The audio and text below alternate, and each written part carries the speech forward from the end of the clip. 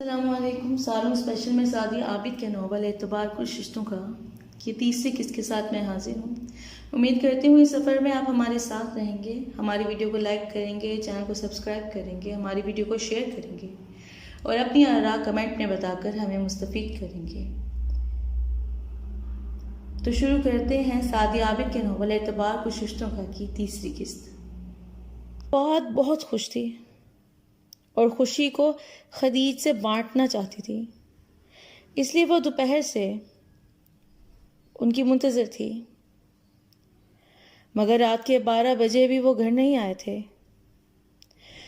وہ ان کا انتظار کرتی سو گئی تھی اور اگلے دن جب شکوہ کیا تھا اور اپنی خوشی ان سے کہی تھی تو وہ اس کے شکوے کی پرواہ کیے بغیر اس کی خوشی محسوس کیے بنا گہری سنجیدگی سے مبارکباد دیتے گھر سے چلے گئے تھے.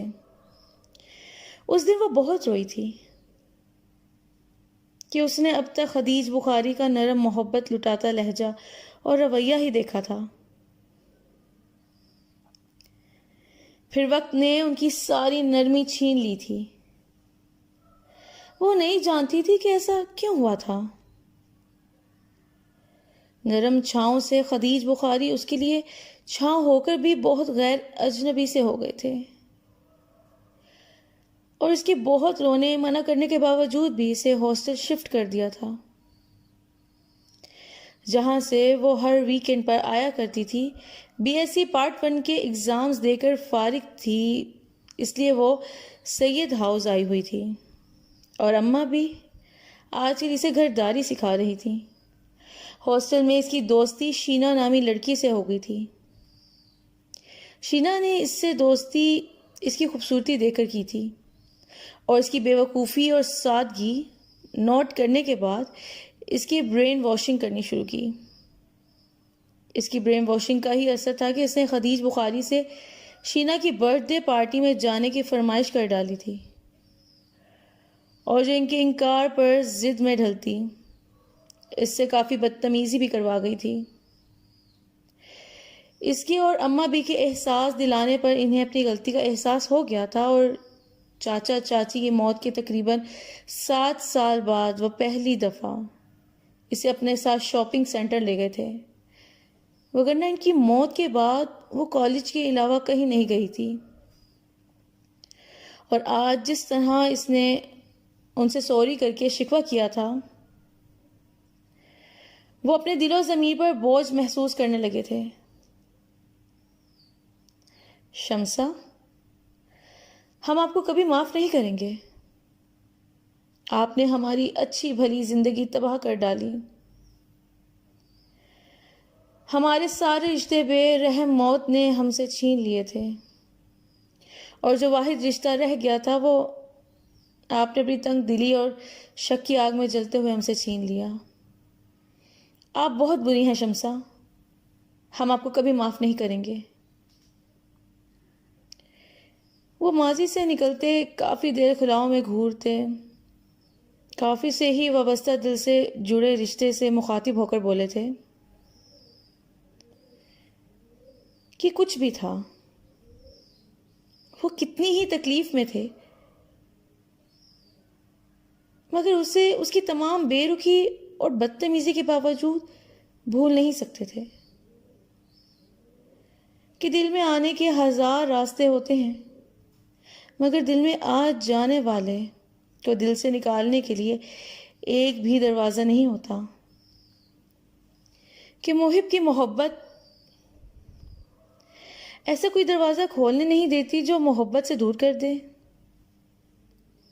اسی لیے وہ بھی بند دروازوں سے ٹکراتے، دل کی ٹیسوں کو دل ہی میں دباتے زندگی گزار رہے تھے کہ نہ اسے دل سے نکال پا رہے تھے، نہ ہی کسی اور کو دل کی حکمرانی سونپ رہے تھے.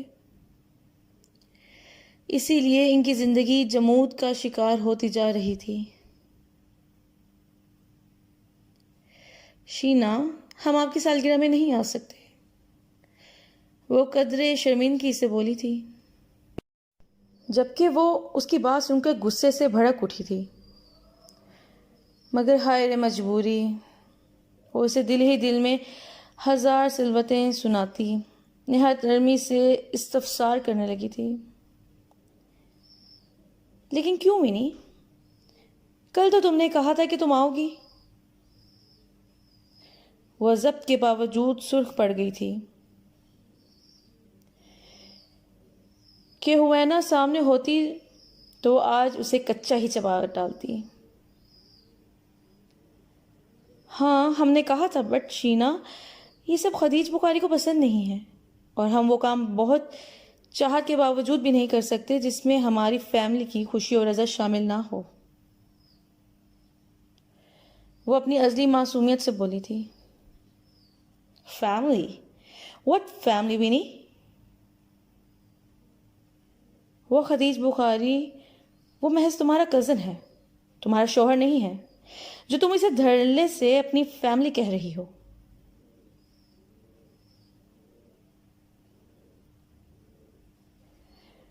وہ مسلط بلائے طاق رکھتی چبا چبا کر بولی تھی، اور وہ تو ساکت رہ گئی تھی۔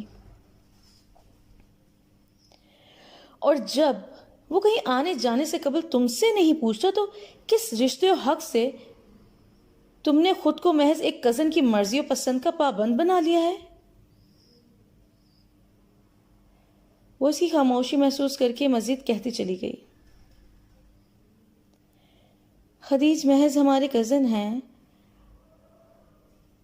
وہی تو واحد ہمارا خونی رشتہ ہے، ہمارا سہارا ہے۔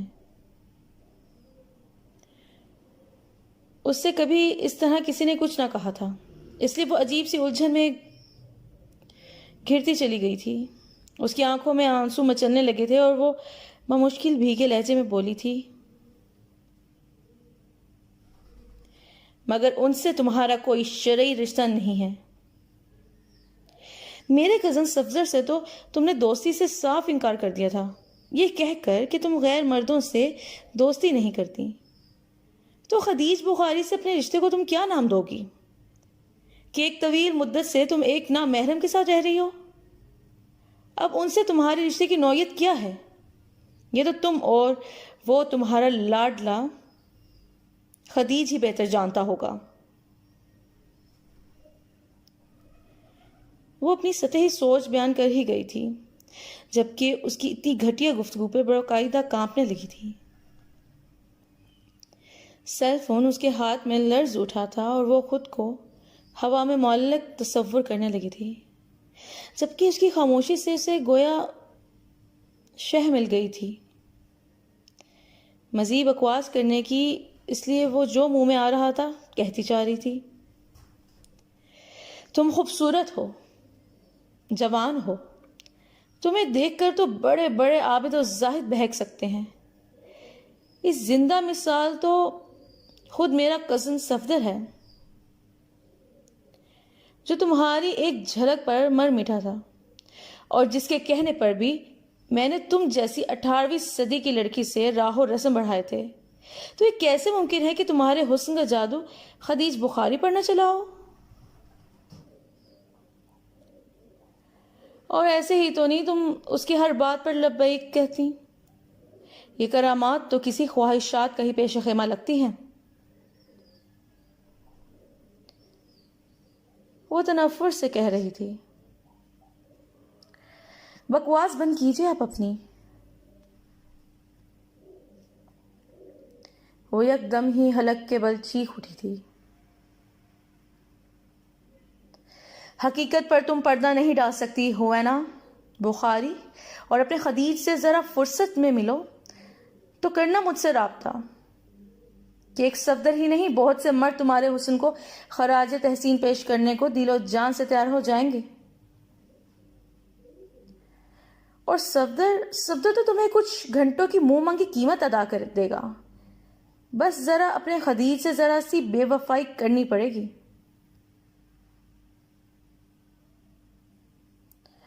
اس نے کمینگی و عامیانہ پن کی بے حد کر دی تھی اور حد کراس کرنے کے بعد یہ الفاظ ادا کیے تھے۔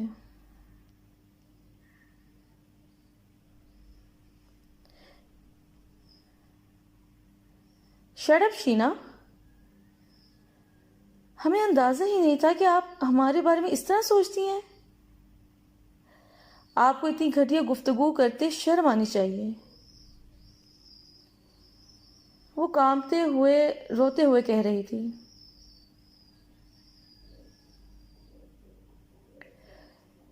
بھائی مجھے تو یہ بھی پتا ہے کہ شرم کس چڑیا کا نام ہے. تمہاری اطلاع کے لیے عرض ہے کہ میں ایک کال گرل ہوں.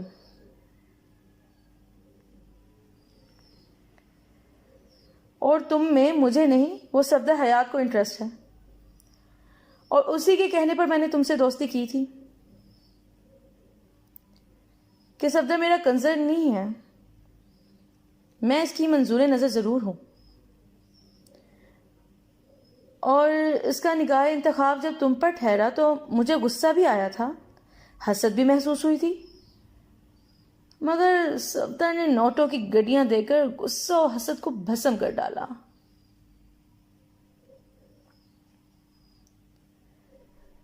اس نے آج ہر حقیقت عیاں کر ڈالی تھی، اپنی سوچ سے اپنے عزائم تک، اور اسے بے ساختہ منہ پر ہاتھ رکھ لیا تھا کہ صدمے بے یقینی سے اس کا برا حال تھا.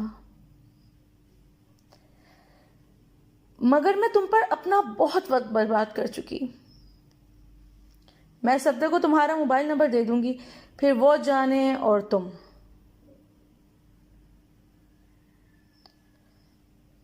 وہ اب اکتائے ہوئے انداز میں بولی تھی. ہرگز نہیں، آپ کسی کو بھی ہمارا نمبر نہیں دیں گی. وہ تڑپ کر چیخ اٹھی تھی. مجھے تمہارے اجازت کی ضرورت نہیں. اللہ. اس نے بکواس کر کے فون بند کر دیا تھا، اور وہ سن سی بیٹھی رہ گئی تھی کہ اسی وقت اس کے کمرے کے دروازے پر دستک ہوئی تھی. اس نے اٹھ کر روم لاک کر دیا تھا کہ وہ خدیج بخاری کی مخصوص دستک پہچان گئی تھی. اسی لیے اب دروازے سے ٹیک لگائے بری طرح سسکنے لگی تھی کہ شینا کی باتیں اس کے کانوں میں گونجتی اس کو بے چین کر رہی تھی. ونی، دروازہ کھولیے، ہمیں بتائیے کیا ہوا ہے. وہ جو دستک دینے کے بعد دروازہ کھلنے کے منتظر تھے، اس کے رونے کی آواز سن کر فکر سے بلند آواز میں کہہ گئے تھے. آپ ہمارے کچھ نہیں لگتے خدیج. آپ سے ہمارا کوئی شرعی رشتہ نہ ہونا ہمیں ذلت اور رسوائی کے پاتال میں دھکیل گیا ہے. اس کی ہچکیاں بننے لگی تھیں اور شینا کے ذلت میں ڈوبے لفظ تیر کی طرح چبھنے لگے تھے. ہم آپ کا سامنا نہیں کر پائیں گے، کبھی بھی نہیں خدیج. کہ شینا نے ہمارے رشتے، ہمارے کردار پر انگلی اٹھا کر ہمیں جیتے جی مار ڈالا ہے. وہ فکر سے دروازہ پیٹ رہے تھے، پریشانی سے اسے پکار رہے تھے، اور وہ بلک بلک کر روتی خود سے کہے جا رہی تھی. آپ دروازہ کھولیں ونی، ورنہ ہم دروازہ توڑ دیں گے. فکر پر جیسے ہی اشتعال غالب آیا وہ چیخ پڑے تھے، اور ان کی بات سن وہ زمین سے اٹھی. اس کے ذہن میں یکدم ہی منفی سوچ ابھری تھی، اور سوچ کے ابھرتے اس کی نگاہ متلاشی انداز میں چکرانے لگی تھی کہ اسے روم فریج کے اوپر رکھی باسکٹ میں چھری نظر آ گئی تھی. اور اس نے لپک کر جیسے ہی اپنے قبضے میں لیا تھا، اور آؤ دیکھا نہ تاؤ، داہنی کلائی کی رگ بے دردی سے کاٹ ڈالی تھی.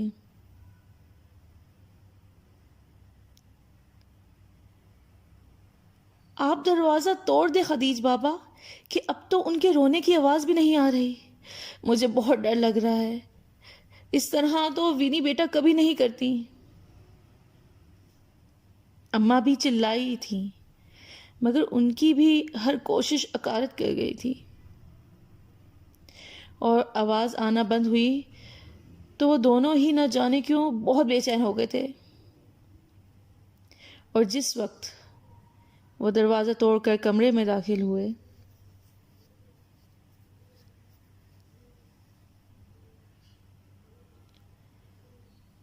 تو انہوں نے گرے کارپیٹ لہو رنگ ہوتا دیکھا. وہ دونوں ہی دیوانہ وار اس پر جھکے تھے. خدیج بخاری نے اس کے آنسوں سے تر زرد چہرے کو دیکھتے ہوئے دل کی دھڑکن چیک کی تھی اور رفتار معمول سے کم ہونے کے باوجود کسی امید کے تحت اسے باہوں میں اٹھائے ہاسپٹل کی جانب دوڑ گئے تھے. اور اس کے بچپن کے حدود سے نکلنے کے بعد پہلی دفعہ تھا کہ انہوں نے اسے چھوا تھا، کہ وگرنہ جب اس نے بچپن کو خیر آباد کہہ کر جوانی کی دہلیز پر قدم رکھا تھا، وہ نہ اسے نظر بھر کر دیکھتے اور نہ ہی دعا تک کے لیے اس کے سر پر دست شفقت رکھتے تھے کہ وہ اتنے ہی محتاط پسند تھے. مگر ان کی تمام محتاط پسندی، اچھی و نیک تربیت و فطرت سب بیکار رہ گئی تھی کہ برائی دیکھنے والی آنکھ نے برائی دیکھے بنا بھی مفروضوں کی بنیاد پر برائی نہ صرف دیکھی تھی بلکہ اس کا یوں کھلا اظہار کیا تھا کہ وہ خودکشی جیسے حرام فعل کی مرتکب ہوئے. لمحہ بھر کو بھی کانپی تک نہ تھی جبکہ وہ تو اس کی اس اقدام کو لے کر مضطرب ہو گئے تھے. بے چینی سے آئی سی یو کے باہر ٹہل رہے تھے کہ آئی سی یو کا دروازہ کھلا تھا اور وہ بڑی بے قراری اجرت میں آگے بڑھے تھے کہ اپنے پورے وجود کے ساتھ ڈھہ گئے تھے کہ ان کے وہم و گمان میں بھی نہ تھا کہ کئی برس بعد اس دشمن جان سے یوں سامنا ہوگا. ان کو دیکھ ساکت تو وہ بھی رہ گئی تھی مگر ان کی نسبت بڑی پھرتی سے خود کو کم وہ اسے یک ٹک دیکھ رہے تھے. اس کی آنکھوں میں یکدم وہی بے قراری سی چاہ ڈیرا جما چکی تھی، وہ جو اس کے لیے مخصوص تھی. آپ کی پیشنٹ اب خطرے سے باہر ہے، انہیں کچھ ہی دیر میں پرائیویٹ روم میں شفٹ کر دیا جائے گا. لہجہ بھر کو اس کا دل دھڑکا تھا مگر وہ دل کی آواز کو پہلے کی طرح نظر انداز کرتی پیشہ ورانہ سنجیدگی سے کہتی نکلتی چلی گئی تھی اور وہ ساکت کھڑے رہ گئے تھے، نہ اس کے پیچھے جا سکے اور نہ ہی پینے کے لیے آگے بڑھ سکے تھے. ہمیں کیوں بچایا؟ ہمیں نہیں جینا، ہم مر جانا چاہتے ہیں، ہمیں مر جانے دیا ہوتا. وہ اماں بھی کو دیکھ کر سسکی تھی. کیا ہو گیا بینی بیٹا آپ کو؟ کیوں کر رہی ہو ایسی باتیں؟ جانتی ہو نا آپ کے خودکشی حرام ہے، تو پھر کیوں مرنے جا رہی تھی؟ حرام موت. وہ بھیگی پلکوں سے اس کے متورم زرد چہرے کو دیکھ رہی تھی. ہم کچھ نہیں جانتے، ہمیں بس اتنا پتہ ہے کہ ہمیں نہیں جینا، ہم مر جانا چاہتے ہیں. اس کے رونے میں شدت آ گئی تھی. بکواس بند کیجیے اپنی. خاموش تماشائی بنے خدیج بخاری پھنکارے تھے اور ان کی موجودگی سے لازم ان کے سامنے سے خائف و خود اذیتی سے لب چبانے لگی تھی. ایسا کون سا طوفان آ کر گزر گیا جو آپ حرام موت مرنے چلی تھی؟ اور اس کو ہاسپٹل لانے تک اس کی زندگی کی دعا کرتے اس کی اذیت و تکلیف سے گزرے تھے، وہی اس پر ظاہر ہوئی تھی جو وہ یوں اس پر چیخ اٹھے تھے. ہم نے جائز حلال زندگی ہی کب گزاری ہے جو مرنے کا جائز اہتمام کریں؟ ایسی زندگی سے تو حرام موت ہی بہتر ہے. وہ خود اذیتی کی انتہا کو چھوتی لرزتے لہجے میں بولی تھی. ان دونوں کے ہی اضطراب میں اضافہ کر گئی تھی. وینی پلیز بتائیے ہمیں آپ کیوں اتنی ڈسٹرب اور ڈس ہارٹ ہیں؟ وہ اس کے لفظوں پر بے چین ضرور ہوئے تھے مگر اس کی دگرگوں حالت دیکھ کر خود کو کمپوزڈ کرتے اسٹول کھینچ کے اس پر بیٹھے تھے اور نہایت شفقت سے پوچھا تھا.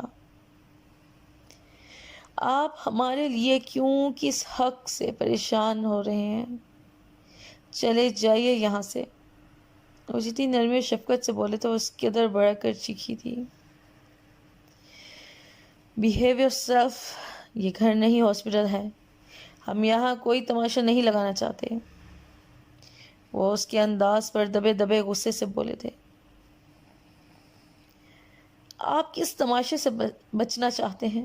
ہم تماشا بن چکے ہیں، ہمارے پاک دامن پر شفاف کردار پر کیچڑ اچھالی گئی اور ہم چپ رہے کہ ہمارے پاس اپنی صفائی میں کہنے کو ایک لفظ نہیں تھا۔ وہ کمزوری کے باوجود اٹھ کر بیٹھ گئی تھی اور چہرہ ہاتھوں میں چھپائے پوری طرح بلک رہی تھی۔ اس کے ہاتھ میں لگی ڈرپ کے لیے لگی نیڈلز نکل گئی تھی اور وہ خون رسنے لگا تھا۔ وینی گڑیا، ہم آپ کی غیر مبہم لا یعنی باتیں نہیں سمجھ پا رہے۔ آپ کو کس نے کیا کہا ہے؟ ہمیں بتائیے پلیز۔ وہ اس کی باتوں سے ہی نہیں، اس کے بلکنے پر بھی تڑپ اٹھے تھے اور یہاں نرمی سے شفقت بھرے پچکارنے والے انداز میں استفسار کرتے اس کے کاندھے پر ہاتھ رکھ گئے تھے۔ وہ گویا ایسا کر کے انہوں نے قیامت کو آواز دے ڈالی تھی۔ مت چھوئے ہمیں، دور ہو جائیں ہم سے، ہمارا آپ سے کوئی رشتہ نہیں ہے، آپ ہمارے محرم نہیں ہیں، نہ آپ ہمارے باپ ہیں نہ ہمارے شوہر، تو پھر کس حق سے آپ نے ہمیں چھوا؟ وہ ان کا ہاتھ اپنے کاندھے سے بے دردی سے جھٹکتی ہوزیانی انداز میں چیخ اٹھی تھی اور کب سے ضبط کرتے اشتعال کو دباتے خدیج بخاری اپنا ضبط کھو بیٹھے تھے اور اس پر ہاتھ اٹھا لیا تھا۔ زبان سے ایک لفظ مزید نکالا تو ہم آپ کو جان سے مار دیں گے، خونخوار لہجے میں کہتے نکلتے چلے گئے تھے، جبکہ وہ گال پر ہاتھ رکھے مزید بلکنے لگی تھی۔ اس کے چیک اپ کے ارادے سے آئی ڈاکٹر شمسہ واپس پلٹ گئی تھی کہ ان کا دل جلنے لگا تھا اور دماغ سلگ اٹھا تھا، جبکہ حیران پریشان سی اماں بھی روتے ہوئے اسے چپ کرانے کی ناکام کوشش کرنے لگی تھی۔ اماں بھی، وینی کو دیکھنے آج شام کچھ لوگ آئیں گے، آپ تیاری کر لیجئے گا۔ وہ ناشتہ کرتے ہوئے کہتے اماں بھی کو ساکت کر گئے تھے۔ خدیج بابا، ابھی بیٹا مکمل صحت یاب نہیں ہوئی ہے، یہ وقت اس مسئلے کو اٹھانے کا نہیں ہے کہ آپ ان کی ذہنی حالت سے بھی واقف ہی ہیں۔ وہ کہے بغیر نہیں رہی تھی۔ سب جانتے ہم ابھی، اور جو نہیں جانتے وہ بتانے کو راضی نہیں ہے۔ ان کے رویوں باتوں سے جتنا سمجھ پائے ہیں اسی کی روشنی میں یہ قدم اٹھا رہے ہیں کہ ہم جلد از جلد اپنے فرض سے سبکدوش ہو جانا چاہتے ہیں۔ وہ بہت ٹھہرے ہوئے انداز میں بولے تھے، چاہے اس نے کچھ واضح انداز میں نہیں کہا تھا، مگر وہ جتنا سمجھ پائے تھے اس کا لب لباب یہی تھا کہ وہ ان سے کوئی شرعی رشتہ نہ ہونے کے سبب پریشان ہے اور وہ اس سے شرعی رشتہ جوڑ بھی نہیں سکتے، اس لیے اس کی ذمہ داری سے آزاد ہونا چاہتے تھے۔ ہمیں بھی لگتا ہے کہ کسی نے بیٹا کو آپ کے حوالے سے کچھ غلط کہا ہے، اسی لیے ہم چاہتے تھے کہ آپ وینی بیٹیا سے نکاح کر لیں۔ انہوں نے اندازہ ظاہر کر کے اپنا مطالبہ بھی دہرایا تھا۔ اماں بھی، ہم کسی کے الزام کی تردید کے لیے اپنی سوچ کا زاویہ نہیں بدل سکتے کہ وینی ہمارے لیے رشتوں کی پاکیزگی ہے، ان کے بارے میں ایسا سوچنا بھی ہمارے لیے حرام ہے۔ وہ عد پیا چائے کا کپ رکھتے کھڑے ہو گئے تھے۔ کچھ رشتوں کا کی تیسری قسط اختتام پذیر ہوتی ہے، چوتھی قسط کے ساتھ انشاءاللہ بہت جلد حاضر ہوں گے۔ اللہ حافظ۔